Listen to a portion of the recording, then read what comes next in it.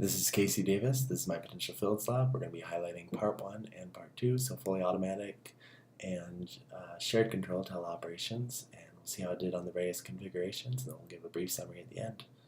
This is my first configuration.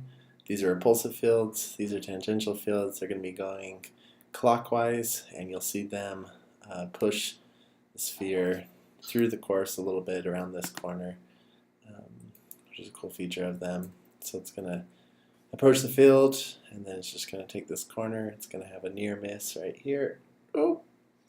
And then it's going to head towards the finish.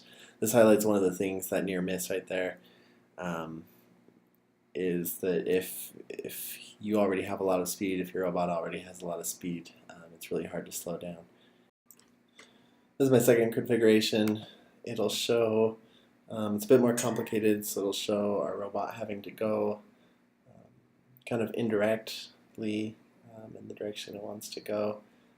So it's going to have to run a few curves. These are all repulsive fields, all these squares here, cubes. This is where you can see again, if you have enough speed, then your repulsive field won't be able to slow down your robot in time, but eventually it'll make it here to its goal. Okay, this is the given configuration.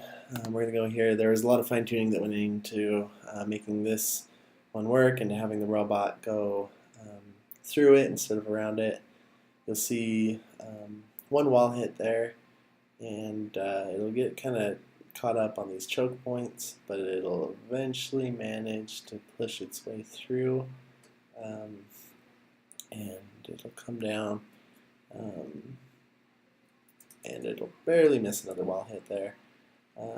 So we'll just have the one wall hit, and then we'll make it to our destination. Alright, this is the given obstacle course, but doing teleoperations this time. So I'm controlling this, and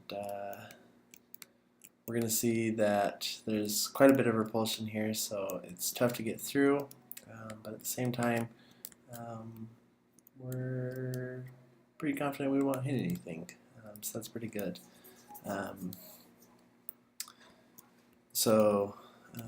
Again, as far as speed, we're just medium, but we don't hit anything. Alright, this is a second teleoperations example, and once again this is me driving.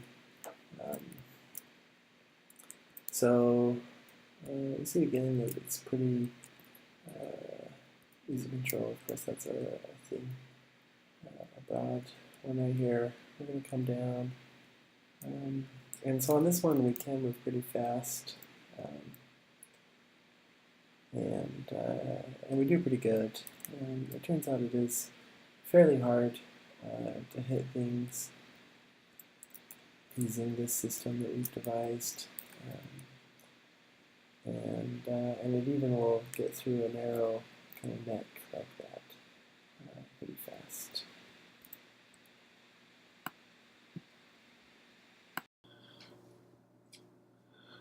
Okay, this is my wife attempting to play a teleoperation course. I'm controlling the cameras for her here. She played a couple times and went off the edge of the world. And of course there's no helps for that. The sensors didn't pick that up. So I ended up adding some help for her there. And what we see now is the upper left hand side. So she can't go off the edge on that side. We see these fields are pretty strong, so she's not hitting anything. As near as I can tell, it's impossible to be hitting anything, although it does make it a bit difficult to try and hit gaps like this. She's going to have to go pretty fast to make it through here.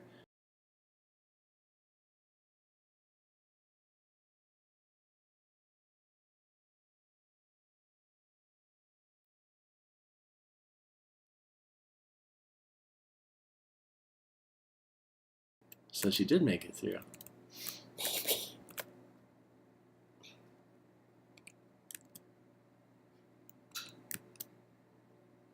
And there she is at the goal.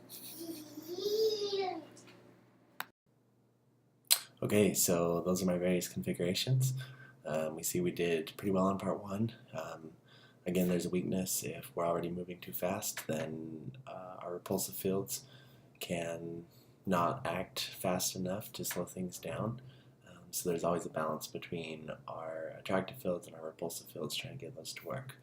We showed that the tangential fields can also push things around a curve nicely, but of course if you're trying to go the opposite way, that can be problematic because it can slow you down and push against where you're trying to go if you're trying to follow that wall the other way.